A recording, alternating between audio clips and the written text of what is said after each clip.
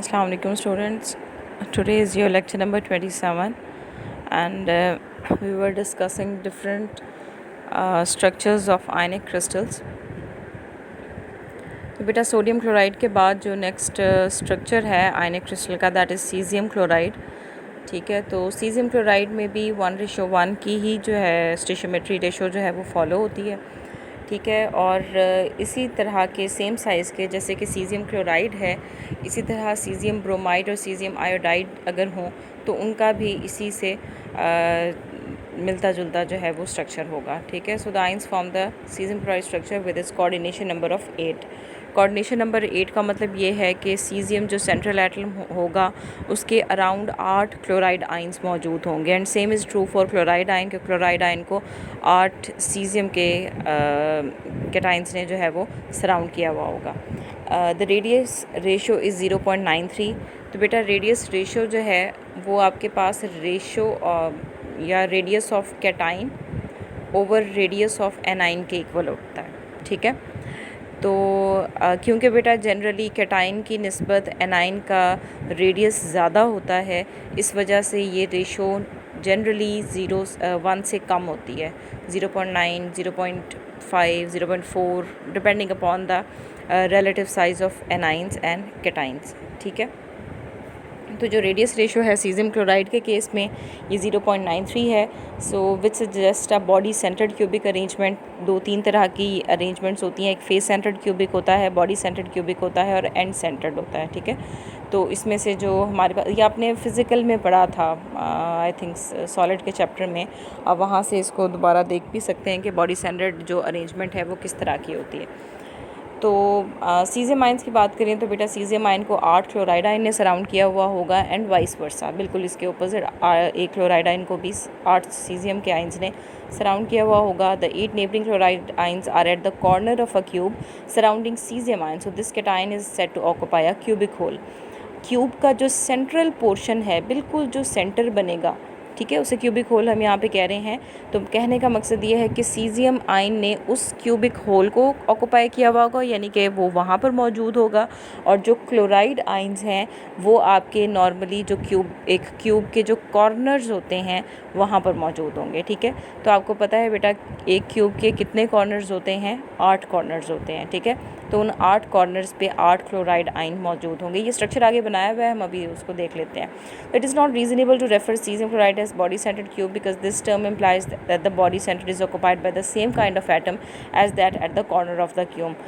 Generally body centered cubic हम उसे कहते हैं कि जो सेंट्रल जो आपके पास आइन हो वही कॉर्नर्स पर हो, लेकिन सीजियम क्लोराइड के केस में ऐसा नहीं होता, इसलिए हम 100% इसे बॉडी सेंटर्ड क्यूबिक जो है वो नहीं कह सकते। ये यहाँ पर इसका स्ट्रक्चर बना हुआ है, बहुत सिंपल है सीजियम क्लोराइड का स्ट्रक्चर। बेटा ये आप क्यूब बना लेंगे पहले। ठीक है, क्यूब का जो ये सेंटर है यहाँ पर आपके पास जो है दिस इज़ सीजियम आइन, और क्यूब के जो 8 कॉर्नर्स हैं 1 2 3 4 5 6 7 8, ठीक है, इन 8 कॉर्नर्स पर रिलेटिव क्लोराइड आइंस जो हैं वो मौजूद हैं। ठीक है, तो अब ये बात तो हो गई सीजियम को 8 क्लोराइड आइंस ने सराउंड किया हुआ है। अब अगर हम बात कर लें एक क्लोराइड आइन की, जैसे कि ये है, तो बेटा इस एक क्लोराइड आइन को जो है 8 जो है वो सीजियम के आइंस ने सराउंड किया हुआ है। वो कैसे किया हुआ है कि एक आपके पास यहाँ पर मौजूद है, इसके साथ एक और यूनिट सेल होगा यहाँ पे, उसका सेंटर में सीजियम, उस साइड पे होगा उसका सेंटर में, और इस साइड पे एक होगा उसका सेंटर में, और फिर बिल्कुल इसी के ऊपर आप एक समझ लें एक और लेयर लगा लें 4 यूनिट सेल्स की, तो आप देखेंगे कि हर क्लोराइड आइन को 8 सीजियम के आइंस ने सराउंड किया हुआ होगा। ठीक है, so that's how caesium chloride structure is formed. उसके बाद बेटा नेक्स्ट जो है that is structure of ZnS। ZnS के बेटा 2 स्ट्रक्चर्स होते हैं जिंक के। नॉर्मली जिंक जो 2 पॉजिटिव आइन है, ये 2 तरह की ज्योमेट्रिकल फॉर्म्स में, या आप कह सकते हैं क्रिस्टलाइन फॉर्म्स में जो है एग्जिस्ट करता है। एक जैसे जिंक ब्लेंडे हम कहते हैं, और एक को वर्टजाइड कहते हैं। ठीक है, जिंक ब्लेंडे और वर्टजाइड दोनों में जो फार्मूला है, जो रेशो है एटम्स की, दैट इज़ ZnS। ठीक है, वो यही वाला फार्मूला उनका सेम रहेगा, लेकिन जो ज्योमेट्री है दोनों की वो डिफरेंट है। बेटा जिंक ब्लेंडे जो आपके पास ZnS की जो ज्योमेट्रिकल टाइप है उसके अंदर जिंक जो है टेट्राहेड्रल अरेंजमेंट में है, ठीक है, यानी टेट्राहेड्रल ज्योमेट्री रखता है, और वर्टिसाइट में हेक्सागोनल क्लोज पैकिंग होती है, ठीक है।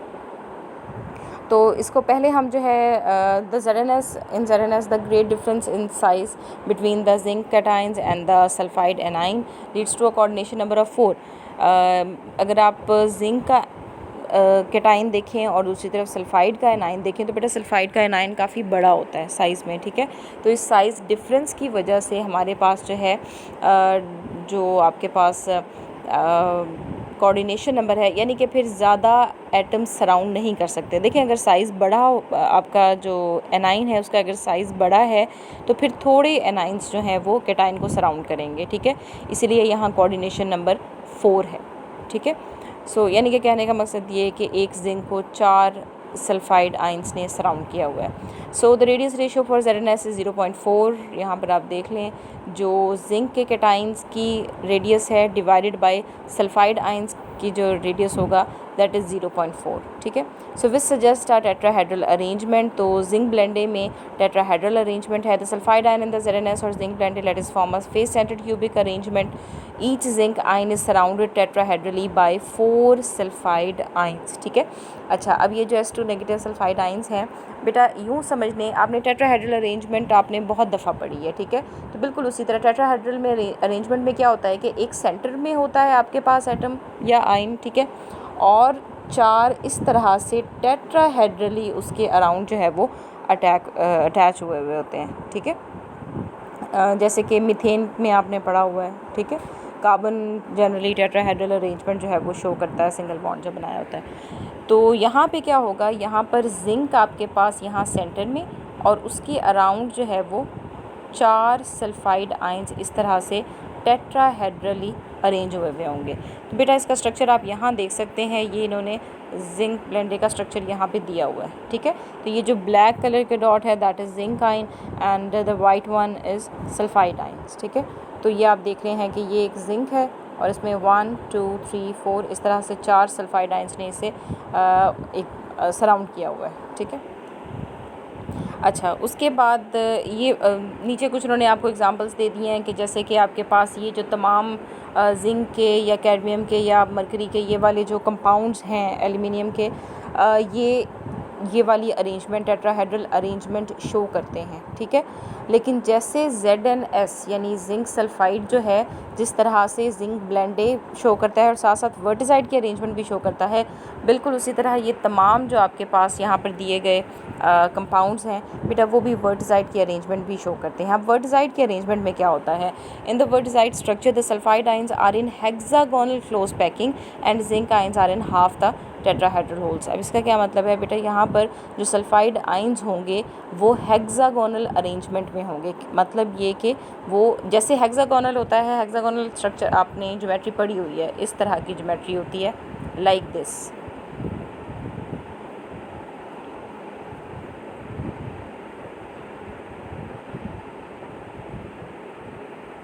इस टाइप की ज्योमेट्री होती है, ठीक है।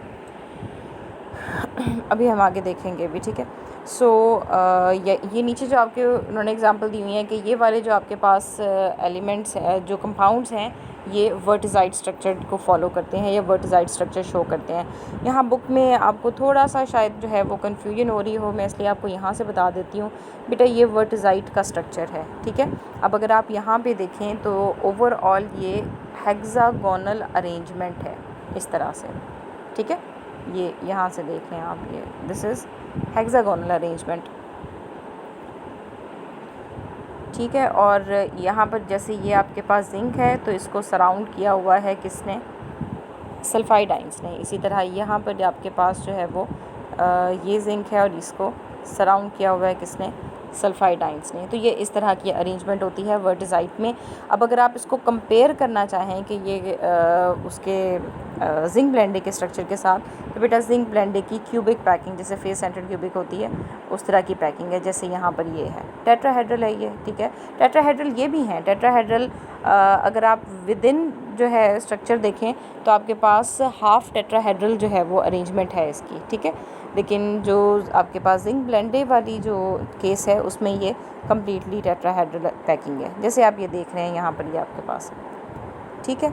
और so yes, this is wurtzite and this is zinc blende. ये क्यूबिक पैकिंग जो लिखी हुई है आप इसकी जगह जिंक ब्लेंडे भी लिख सकते हैं, ठीक है।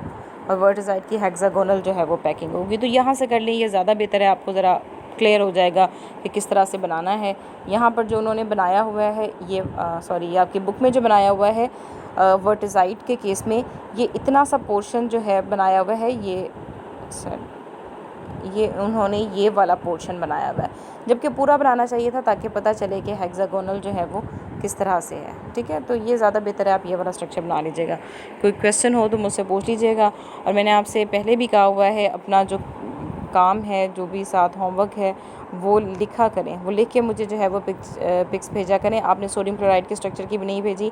चलें, पीछे वाले लेक्चर्स नहीं, लेकिन सोडियम क्लोराइड का स्ट्रक्चर और अब including caesium chloride and zinc blende और वर्टिसाइट, इनके स्ट्रक्चर्स आपने ड्रॉ करके और इनके साथ इनकी जो भी एक्सप्लेनेशन है वो लिख कर आपने मुझे कल ये होमवर्क चेक करवाना है। ओके, अल्लाह हाफ़िज़।